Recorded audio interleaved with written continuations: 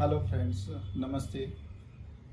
आज जैसे हम निमोनिया जैसे बीमारी के बारे में बात करेंगे।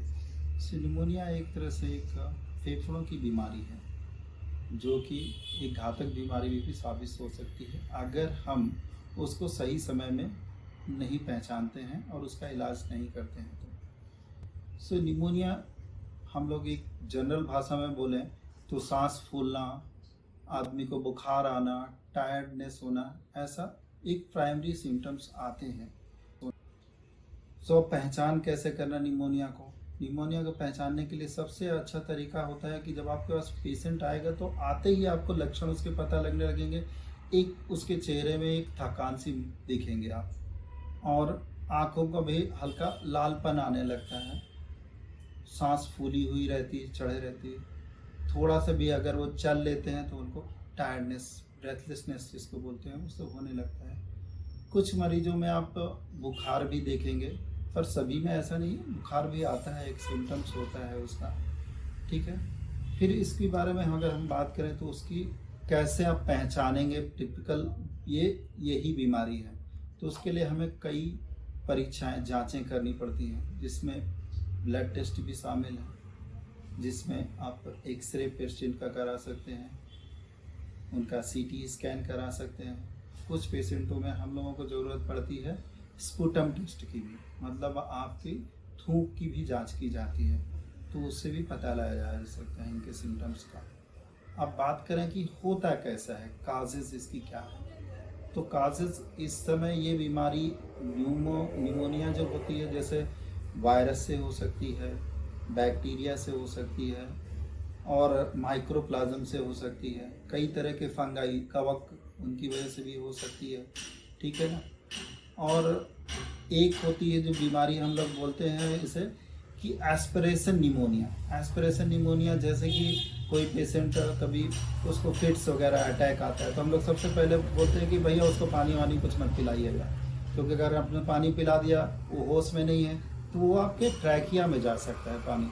ट्रैकिया में जाने के बाद में लंग्स में भर सकता है, तो उसको हम लोग बोलते हैं एस्पिरेशन निमोनिया, ठीक है। तो ऐसे ये टोटल 4 या 5 वैरायटी का निमोनिया होता है जनरल। फिर इसमें स्पेसिफिक वाइज पे पर्टिकुलर कौन सा बैक्टीरिया या कौन सा वायरस है, उसकी जांच करने के लिए हमें ब्लड टेस्ट करना पड़ता है।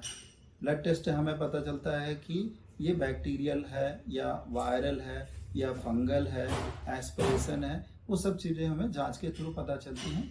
उसके थ्रू उसका उपचार अकॉर्डिंग टू किया जाता है। जैसे कि अभी लेटेस्ट में आप लोगों ने सुना होगा कोविड निमोनिया। सो कोविड निमोनिया एक तरह से एक वायरस की वजह से, जिसको कोविड-19 वायरस हम लोगों ने आइडेंटिफाई किया था, उसके वो प्रकोप एक तरह से पहले आपके नेजल कैविटी में जाके फिर ओरल कैविटी में जाता है, थ्रोट में जाके ट्रैकिया के थ्रू लंग्स में आपको डिपॉजिट होने लगते हैं वायरसेस, उसकी वजह से फैलता है।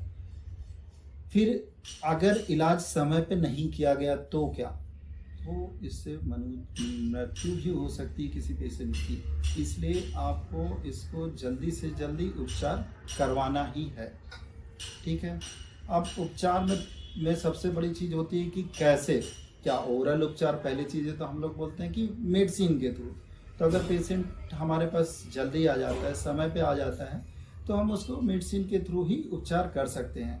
कि सबसे पहले हमने आइडेंटिफाई कर लिया कि भाई ये वायरल हो सकता है, बैक्टीरियल हो सकता है, फंगल हो सकता है, तो वो हम उसके डे टू डे लाइफ, या जैसे कोई एक्सपोज हुआ है क्या किसी पेशेंट को, उस पेशेंट को क्या था, ठीक है, अगर तो उससे काफ़ी हमें जानकारी मिल जाती है कि बैक्टीरियल हो सकता है, वायरल हो सकता है, ये क्या हो सकता है, ठीक है। बट जनरली जो हमने देखा है कि निमोनिया सबसे पहले viral pneumonia most common, second है आपका बैक्टीरियल।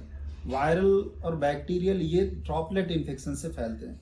अब कोई पेशेंट आता है आपके पास में, खांस रहा है, वो खांसता है तो उसको जो ड्रॉपलेट्स आते हैं, एयर में ड्रॉपलेट्स फैल जाते हैं, उनके थ्रू अगर दूसरा पेशेंट अगर उसको सांस के थ्रू जाता है अंदर वायरस या बैक्टीरिया, तो वो नुकसान पहुंचा सकता है और दूसरा पेशेंट भी उससे ग्रसित हो सकता है।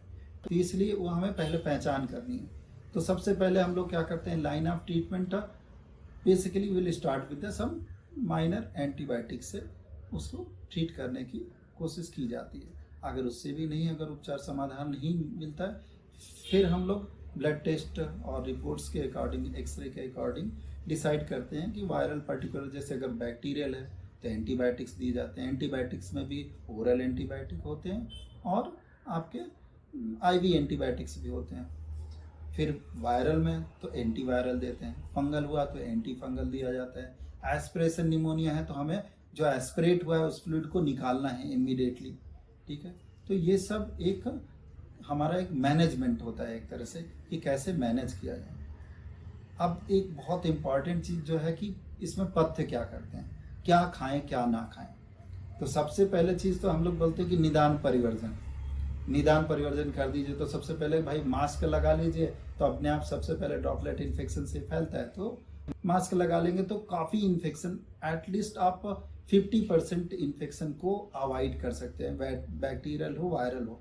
डेफिनेटली वायरस को आप नहीं रोक सकते हैं through the mask, because mask की भी एक लिमिटेशन होती है, and virus it's micro particles, you can not break that chain with the mask also, but at least you can avoid the gusts of viruses, ठीक है। तो उससे एक तो काफ़ी हद तक आप उसको निदान परिवर्जन कर सकते हैं। दूसरा होता है कि आप अच्छा बॉडी को हाइड्रेट रखिए, antioxidant, fruits, vitamin C content वाली चीज़ें ज़्यादा लेंगे तो वो आपको क्या होता है कि वायरस को आपके थ्रोट में या ओरल कैविटी में ही वायरस या बैक्टीरिया को अधिकतर वहीं पे किल कर देता है, ख़त्म कर देता है। उसके बाद में भी अंदर पहुंच गया तो फिर उसके लिए फिर हम लोग एंटीवायरल या एंटीबैक्टीरियल का ये करते हैं। तो सबसे चीज़ें हम लोग डाइट में बोलते हैं कि आप खूब पानी पीजिए, हाइड्रेट करिए अपने आप को, सफिशिएंट हाइड्रेशन रखना है। फलों को खाइए, हरी साग सब्जियां खाइए, फाइबर लीजिए अच्छा बॉडी में, ठीक है। So basically to build your immunity, अपनी इम्यूनिटी को आपको बढ़ाना है। फिर उसके बाद बात आती है कि अब अगर मान लीजिए कोई पेशेंट को सीरियसनेस हो जाता है, मतलब अगर सैचुरेशन लेवल उसका, क्योंकि लंग्स में मेन चीज़ पानी भर जाना, पानी भर गया है लंग्स में या पस में कन्वर्ट हो गया है वो लंग्स में, तब डेफिनेटली पेशेंट का सैचुरेशन मतलब ऑक्सीजन का जो एक स्तर है ब्लड में हमारे, वो घटने लगता है। तो नॉर्मली क्या बोलते हैं हम लोग, कम से कम 93 से 94% तो कम से कम बॉडी में रहना चाहिए ऑक्सीजन की मात्रा। अगर ये उससे नीचे गिर रही है, 90 तक भी रहती है तो कोई दिक्कत नहीं, पर उससे नीचे जा रही है तो हम लोग ठीक करते हैं ना, we have to give some oxygen, क्योंकि पेशेंट ही आपको बता देगा कि उसको ब्रेथलेसनेस हो रही है।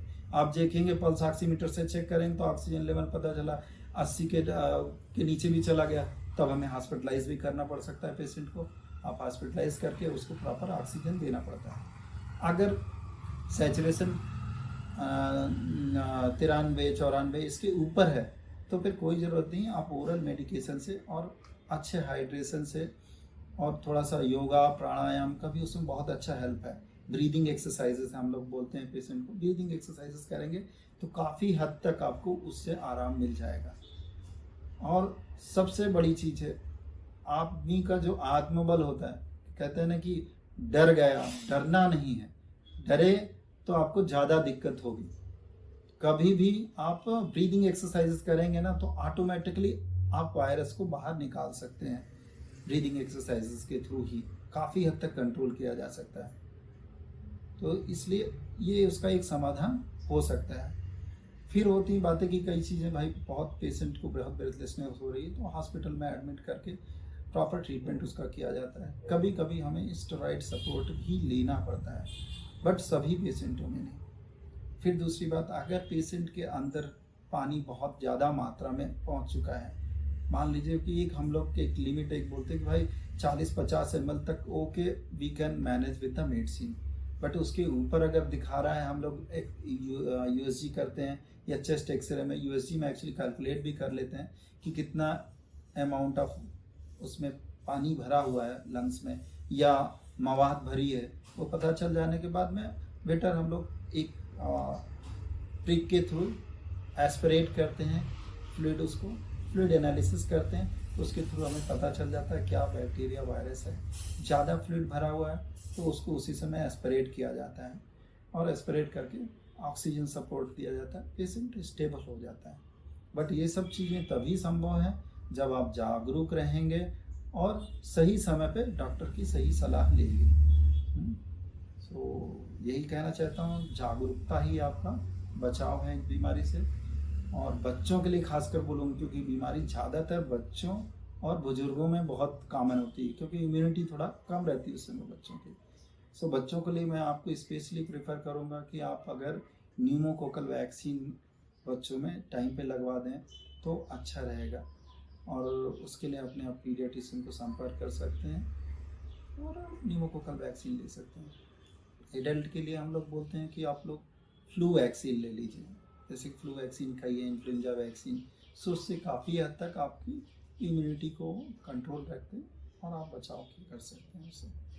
सो मुझे लगता है आप इससे काफ़ी आप लोगों को मदद मिल सकती है। धन्यवाद।